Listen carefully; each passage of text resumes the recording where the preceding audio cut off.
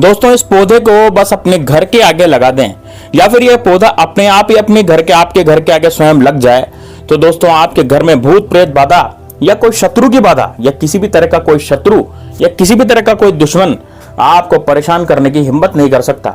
और यदि इस पौधे के लगने के बाद फिर भी आपके ऊपर कुछ किया कराया करवाया किसी ने या फिर आपका शत्रु आपको जबरदस्ती परेशान करने आ गया तो दोस्तों वो उसकी खुद की भुगतेगा, आपके यहाँ कुछ भी बाल भी बाका नहीं हो पाएगा। तो दोस्तों ये बड़ा जबरदस्त पौधा है और इस पौधे का नाम जो है बड़ा अजीब है। दोस्तों मैं नाम भी बताऊंगा, पौधा भी दिखाऊंगा, सब कुछ दिखाऊंगा, इसलिए वीडियो को अंत तक लास्ट तक जरूर देखना। साथ ही में दोस्तों कमेंट बॉक्स में हर हर महादेव जरूर लिख देना। दोस्तों देखिए सबसे पहले तो मैं आपको बताना चाहूंगा, यदि आप अपने जीवन में बहुत ज्यादा परेशान हो गए शत्रुओं के कारण, शत्रु ने आपका जीना हराम कर रखा है, शत्रु आपको चैन से जीने नहीं दे रहे, चैन से खाने नहीं दे रहे, चैन से आपको कोई काम नहीं करने दे रहे, तो दोस्तों ये वाला उपाय सिर्फ और सिर्फ आपके लिए होने जा रहा है। इसलिए वीडियो को अंत तक लास्ट तक जरूर देखना। साथ ही में दोस्तों कमेंट बॉक्स में हर हर महादेव जरूर लिखना।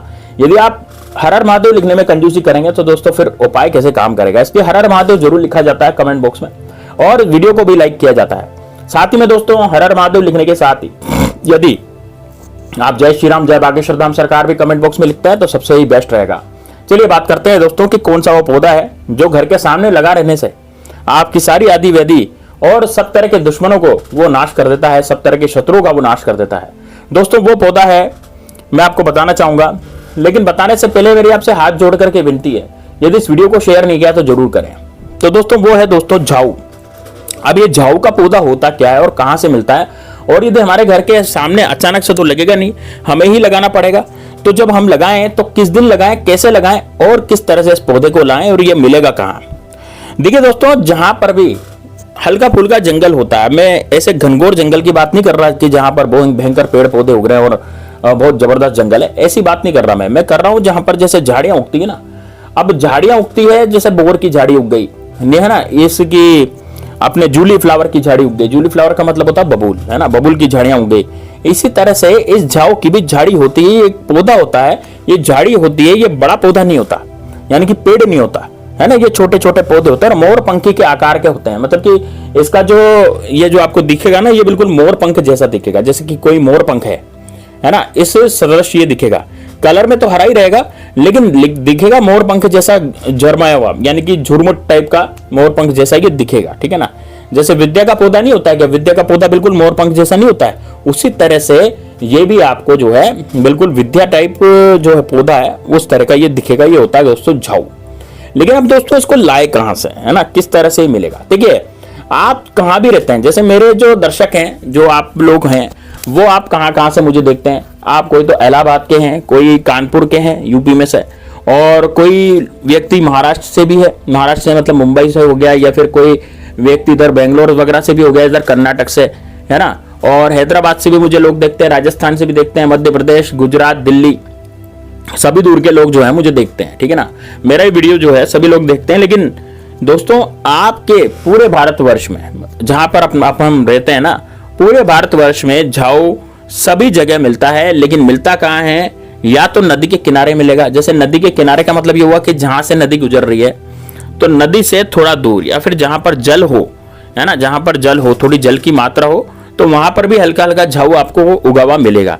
अब जैसे यूपी में अयोध्या है, अयोध्या के आसपास काफी झाऊ लगा हुआ है ना। इसी तरह से यूपी में कानपुर है तो कानपुर के आसपास भी लगा हुआ है, राजस्थान में भी कोटा के आसपास लगा हुआ है, ठीक है, राजस्थान में भी इधर से कोटा और जयपुर में भी आसपास झाऊ आपको काफी मिल जाएगा।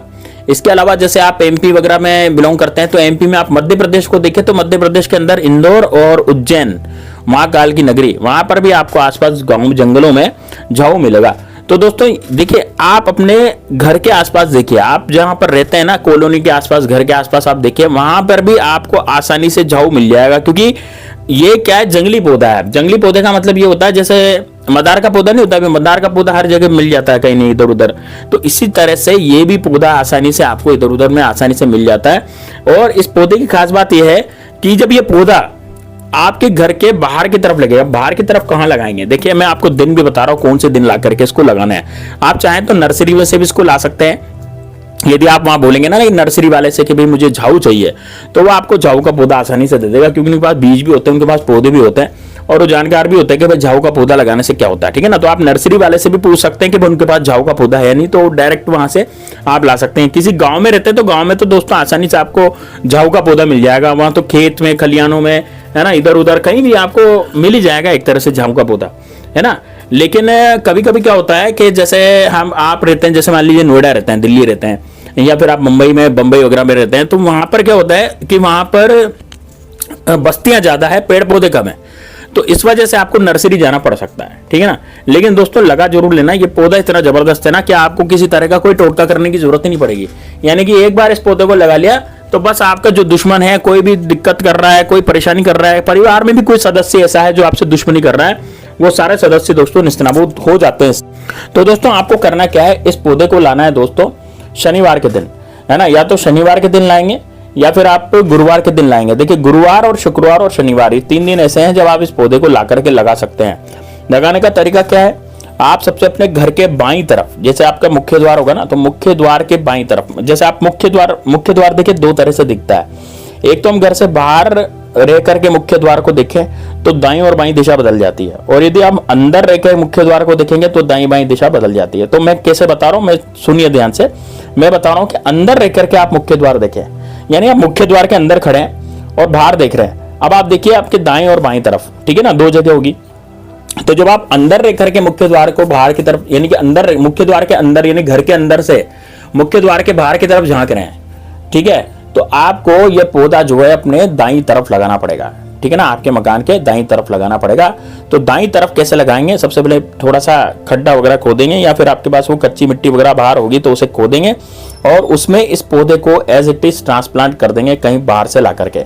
जैसे आप नर्सरी से भी ला सकते हैं, जैसे मैंने पहले बताया था, आप कहीं दूसरी जगह से भी ला सकते हैं, आप इसका बीज भी बो सकते हैं यदि आपको बीज मिल जाए, है ना। तो कैसे भी करके इसको लगाना है। अब एक बार आपने इसको लगा लिया तो इसको डेली पानी दीजिए, है ना। इसको डेली जो है, इसमें दिया वगैरह कुछ नहीं लगाना, बस केवल आपको पौधा लगा के छोड़ देना, लेकिन पौधा सूखना नहीं चाहिए, है ना। गर्मी में क्या पौधा सूख जाता है, बारिश वगैरह में तो बारिश आ जाती है तो कोई दिक्कत नहीं आती, लेकिन गर्मी में जंगलों में भी सूख जाता है, इस कारण से इसको सूखने नहीं देना है। अब आप देखेंगे दोस्तों, यदि आप पर कुछ किया कराए कोई करवाता है तो ये एकदम आप इसको पानी दे रहे हैं ना, तो पानी दे रहे लेकिन फिर भी एकदम से सूख जाएगा। यानी कि कोई कुछ दुश्मनी भी आपसे मोल ले रहा है, कोई जबरदस्ती कोई दुश्मन ऐसा है जो आप पर कच्चे कलबे छोड़ देता है, ये कोई तांत्रिक विद्या करवा देता है, तो फिर वो वापस से ये पौधा एकदम से सूख जाता है। तो आप डरिएगा नहीं कि ये पौधा मर गया है, पौधा मरा नहीं है, पौधे ने जो भी तांत्रिक विद्या थी वो अपने ऊपर झेल ली और आपके घर में आने से रोक दी, यानी कि आपके सुरक्षा कवच के रूप में काम करता है। तो कोई भी शत्रु वगैरह को आपको कोई भी दिक्कत नहीं दे सकते इस पौधे के लगने से, ठीक है ना। ये पौधा एकदम से सूख जाएगा, मुरझा जाएगा और फिर वापस से जीवंत हो जाएगा। मतलब जैसे कि आप इसको पानी देते रहेंगे तो 10-15 दिन बाद इसका जो असर है किसी भी शत्रु का वो खत्म हो जाएगा और ये वापस से अपने फूल पत्ती वगैरह सब बढ़िया कर लेगा। तो दोस्तों इस तरीके से इस कार्य को करना है, ये बहुत ही जबरदस्त, बहुत ही शानदार और बहुत ही खतरनाक उपाय है, इसको जरूर कीजिएगा। और दोस्तों ये पौधा आपको कहीं मिल जाए तो इसको छोड़िएगा नहीं बिल्कुल भी, और इसको लगा ही लीजिएगा। चलिए दोस्तों मिलते हैं नेक्स्ट वीडियो में, तब तक के लिए जय श्री राम, जय बागेश्वर धाम सरकार, हर हर महादेव।